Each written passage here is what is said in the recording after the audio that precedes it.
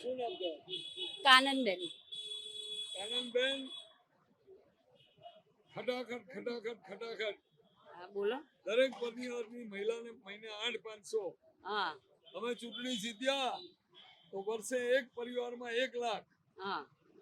આખા દેશમાંથી ગરીબી 5 જૂને દૂર થઈ જશે. હમ. આજે રાહુલજીએ કહ્યું સભામાં. જ્યારે એમના હાથમાં હતું ત્યારે દરમિયાન કઈ કર્યું નથી. મોદીને આવ્યા પછી વિકાસ બી છે. રામ મંદિર માટે કેટલી લાશો પડી ગઈ, લોહી રેડાયું, આજે એ વસ્તુ પ્રાપ્ત થઈ છે.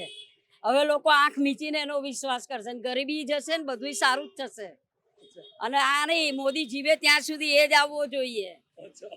એ જ ઈચ્છે છે. બધું જ સારું થશે. ધીમે ધીમે આ માણસ બધું સારું કરશે એમ એટલો વિશ્વાસ છે.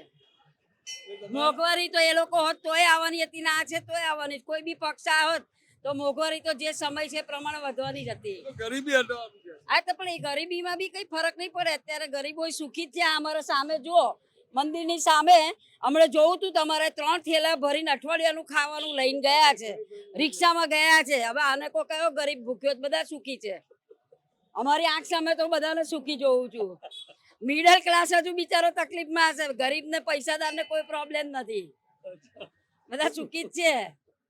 અચ્છા, એટલે તમારી દ્રષ્ટિએ 4જી જૂને મોદી સાહેબ ફરી બેસશે. મોદી આ ચોથી નહીં, હજુ આવનાર કેટલા વર્ષો સુધી છે. વર્લ્ડમાંથી લોકો અહીંયા આવવા પડાપડી કરશે. સ્ટુડન્ટ વિઝામાં લોકો બહાર જવા તો લાખો રૂપિયા ખર્ચે છે ને, એ જ વર્લ્ડની પબ્લિક આજે અહીંયા આવશે. આપણા ગયેલા પાછા આવશે 15-20 વર્ષે. અહીં જગ્યા નહીં મળે એવું આ ડેવલપિંગ કરશે. ધોળિયા રિક્ષા ચલાવશે. હે? ધોળિયા રિક્ષા ચલાવશે. હા કરશે. આપણે ત્યાં જઈને કર્યું છે ને સંડાસ બાથરૂમ સાફ, તો હવે એ લોકો આવશે. તમે નથી ઈચ્છતા તો પછી એ આ વિકાસ જ કરશે, બીજું નહીં કરે. હા, અત્યારે ટીવીમાં એડમાં કે 25 લાખ આપીશું. મોદી જેવી સરકાર મજબૂત છે, એને 10 લાખ આપવાના હજુ એ થાય છે તો આ 25 ક્યાંથી કાઢશે? તિજોરીમાં હશે એની પાસે તો કોંગ્રેસ કાઢશે ને. બરાબર. તો પછી હવે તો એ લોકોને આગળ આવવા માટે કેટલી પેઢીઓ ઝઝુમવું પડશે ત્યારે આવશે.